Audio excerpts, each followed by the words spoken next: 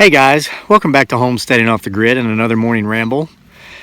Have you ever felt, I guess bored is the most common term.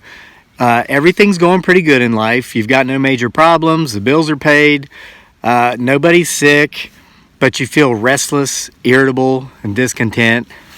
And you kind of just feel like very unmotivated to do the things that you're supposed to be doing or you should be doing. Even though you think, why do I feel like this? I don't have any problems. Well, welcome to life. But guys, I was feeling this way for about the last couple of weeks. It didn't help that I got a little bit of the common cold that has been lingering.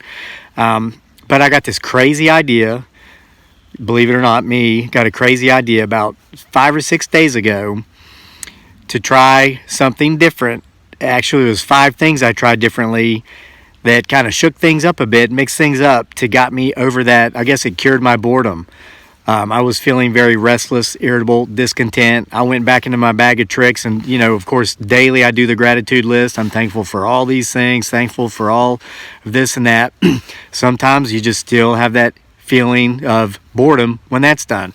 You look back on how good things are going and you get the point. So here's how it all started.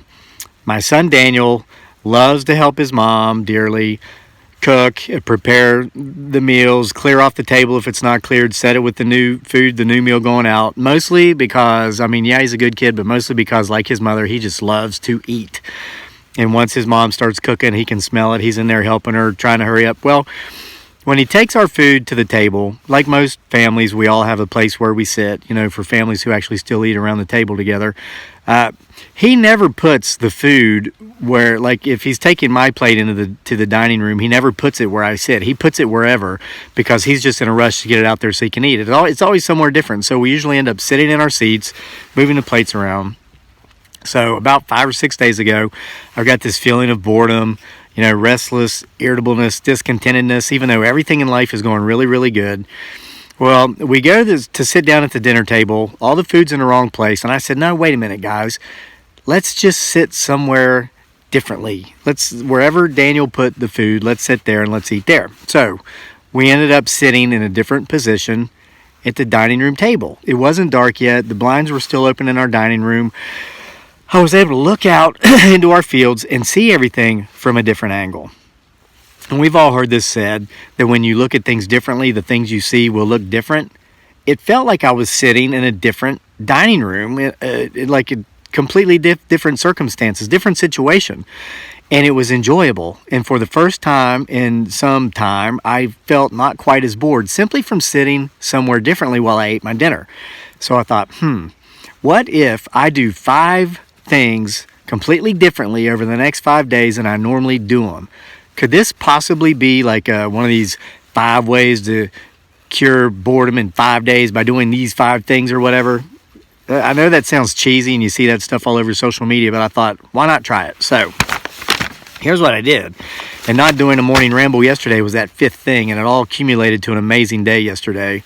So number 1, of course, was sitting, and I recommend this. Try this. If you're feeling restless, irritable, discontent, bored, and you're thinking, oh, I wish I had the money to take a trip, but you don't, or something like this, you can do all this in your own home and it costs nothing. Try this. Number 1, sit in a different place simply at the table the next time you and your family have a meal. If you live alone, you don't have a family, sit somewhere differently, okay? Now, number 2, this one was huge, okay? How many of you, show of hands, have a spare bedroom, have what you call a guest room or something, okay? And also, how many of you use that spare bedroom or your guest room to store stuff? Or, to be even more honest, put stuff in there that has a place somewhere in your home, but you're just a little too lazy at the time to put it where it goes, so you put it in the guest room and shut the door? We do that. Okay, I got the idea. I thought, wow, so if just simply sitting somewhere different when we ate our meal made me feel, like I was mixing things up a bit. What if we slept in a different room? So the next day, Dearly had her date with her girlfriend, Lori. Hey, Lori.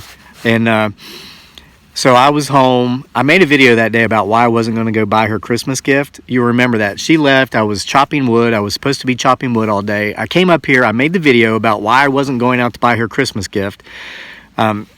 I'll put that at the end of this one in case you missed it. It's pretty powerful. So after that video, I had all this time left, and I thought, wait a minute. I was going to chop firewood, and then I was going to go to the store and buy her a Christmas gift. Well, now I have this window of like 2 or 3 hours, but I want to do something differently. So you know what I did? I opened up one of our spare bedrooms. I organized that stuff, put it where it goes, which is in different rooms around the house. I fixed the bed. It was a very warm afternoon that day, so having the room opened up, the heat got in there. It's winter. We close off the rooms we don't use in the winter because we heat with baseboard heat and a wood stove. But by the time the sun started to go down, the room was warm, so it took very minimal effort from our heating system in that room to keep it warm that night. We slept in there that night, and we've been sleeping in there ever since. And not only did that help me mix things up, but my whole family feels like we have a new house. We're going around like the last couple of days with the feelings as if we've just bought a new house. It's amazing. Now, what that did is that led to step 3. Okay, so number 1 is eat somewhere differently. Number 2, sleep somewhere differently. Different room or change positions in the bed. If you sleep on the left and whoever's with you sleeps on the right, switch places. Or if you sleep alone, if you live alone, sleep with your head down where you normally put your feet and your feet up where you put your head. Guys, you got to try this. It's amazing. So number 3, I put on here switching roles. Now, there are no defined roles. We know this. Don't take this the wrong way, okay? But here's what happened. So the next day after I did the thing in the bedroom, cleared it up, instead of going outside again and doing the wood, I kept arranging stuff in the house. Our son Daniel has his own bedroom, of course, but as you know, when you have little kids, every room is their room. He has a tendency to pull things out, get it all over the house. We have a tendency to just kind of put it off in its own corner in each various room. I spent the time taking this stuff back to his room where it goes, organizing, so on and so forth. Ended up wearing myself out, falling asleep with him, taking a nap, and as a result, Dearly ended up bringing in the firewood that day. She made a video of that too. Wasn't that sweet of her? And this was... I wrote on here that this was not planned. That's just so amazing. It's like the way we work, she and I, our relationship. I mean, it's just crazy. But the point of it here is that was completely different from the norm. It wasn't what I normally do. And so I kept mixing up these feelings of, okay, I'm doing something different. It's a different routine. The feelings of restlessness, irritability, discontentedness, and boredom were fleeting. Okay, they were fleeting. Okay, now the next day, which was after that, actually this was yesterday. I ended up doing steps 4 and step 5 yesterday. Okay, I've got this as number 5, but I'm going to say this first. I ended up just taking the day off. I knew I needed to. I was feeling burnt out. I came up to do my ramble, and I just didn't want to do it. And I thought, just don't do it. And I'm standing up here at this location. I wrote down the word for it. Pondering. I stood pondering. Should I or shouldn't I? And I heard movement right down the hill from me. Let me show you just very close. You see this brush pile? Or no, it was that one. That's a bunch of small oak limbs, like sticks, that I cut off of this big oak tree when the limb fell, and I've been cutting it up for firewood. I'm letting it season for a year or two before I really chop it up. I piled all that there just to get it out of the way. As the leaves fall off, I'll actually use the sticks as kindling to start my fires in the wood stove. Well, I hear rustling, and you saw how close it is. Maybe it's 15 to 20 yards. I look over, and out from underneath that brush pile steps one of the largest red foxes I've ever seen. It was absolutely beautiful. It came out from underneath that brush pile. It sat there and looked at me. I'm looking to see if he's over there again. I think that's the closest I've ever been to a fox up here. So I'm looking at it, and he's looking at me like he's trying to tell me something. He turns around, and he just starts walking down the hill and kind of off into the woods. So all of a sudden, I'm not even thinking about should I or should I not do a morning ramble. I just start following the fox. And he goes on down the trail. I follow him down the trail. Next thing I know, I was out here for an hour and a half in a light rain, just walking around my property, just looking at things. Noticing how much some of the trees have grown, noticing how high the waters were in the pond. We've been getting a lot of rain. It was amazing. It was a beautiful thing. And so by this point, I'd kind of course, decided not to do a morning ramble. And so I decided, you know what I'm going to do? And this was number 4. It's the 5th thing I'm telling you. I have it written as number 4, but I guess it's number 5. I decided to pick up a long ago put off project. Actually, a long ago put down project. There's a novel I started writing longer ago than I realized, and I've been getting some ideas for it here lately. So I thought I'm going to pull up that old Google Doc and just see if I can knock out 1,000 words on this. I pulled it up. The last time I'd made any changes to this was September of 2015, so more than 3 years ago. So I pulled this up, just dove right into it, knocked out 1,000 words in no time. I had to keep checking the word counter to make sure I'd actually written 1,000 words because it went by so quick. And while I was doing it, I played old music that I love, but that I haven't listened to in months. Just songs I haven't heard in maybe 3 or 4 months. I'm playing this while I'm writing, and that really just shook things up, made them new again. Now, here's a couple of things that may not have happened because I did what I did, these 5 different things over the last 5 days to mix things up. But it might be that I simply either noticed them or appreciated them because of the fact I'd mixed things up and I'd gotten out of my feelings of restlessness, irritability, discontentedness, and just total sheer boredom. Okay? I hear whippoorwills around here all the time. We have a ton of whippoorwills. If you've never seen a whippoorwill, you're in the great majority. If you don't know what one looks like, Google it and look at a Google image. You can hear one singing in the trees, in the woods, in your yard, and never see it because they look like tree bark. It can be on a tree, within 20 feet of you, and you can't see it. They're the best camouflage birds probably in the eastern United States. They don't even build nests to lay their eggs. They lay their eggs right on the ground, and they just blend in with their surroundings so much a fox can walk by them and never even know they're there, okay? So I'll hear whippoorwills all the time, and I always say to myself, before I die, I want to see a whippoorwill. I'm 45 years old, been hearing them for years, and never actually seen one. Well, yesterday, I'm in the dining room. I look out, and there's a whippoorwill on our walnut tree right outside the window. Okay, Dearly made a video yesterday showing how she makes her balsamic red raspberry salad dressing.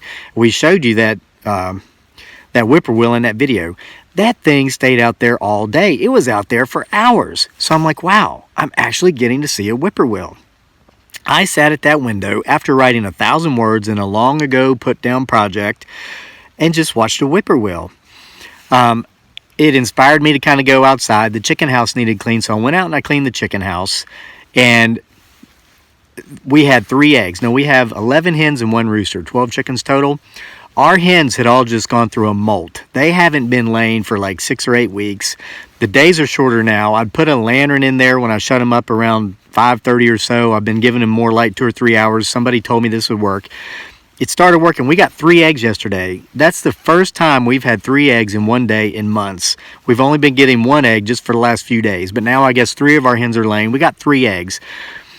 I know that didn't happen because I did these 5 different things to mix things up, but I knew I appreciated that more. And as I wrote here, something small seemed very significant and meaningful to me, which let me know I was back.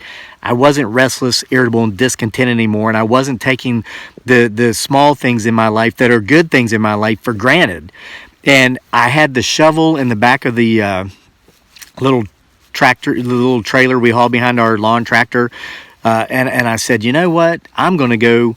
I've had my eye on 5 different little eastern red cedar trees up here that were between 5 and 6 feet tall for some time now that I wanted to add to this very marshy lowland area on our homestead here, where I'm building like an evergreen thicket for the wildlife.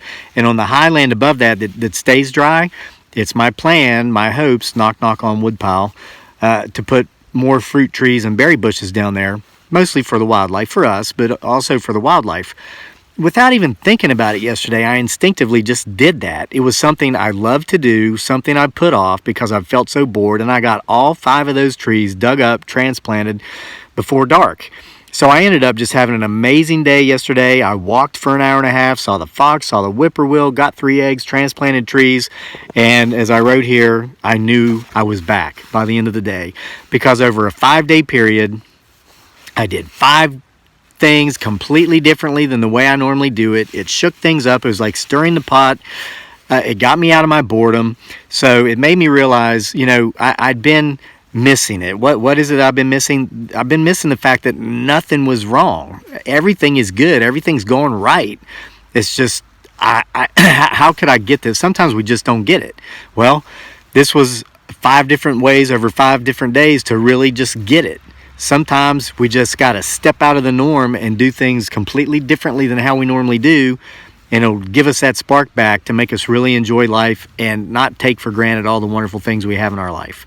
So, thank you for being with me for another morning ramble. I'm going to give you a beautiful parting shot of the homestead. And then I'm going to go do the things I enjoy doing and not take any of it for granted.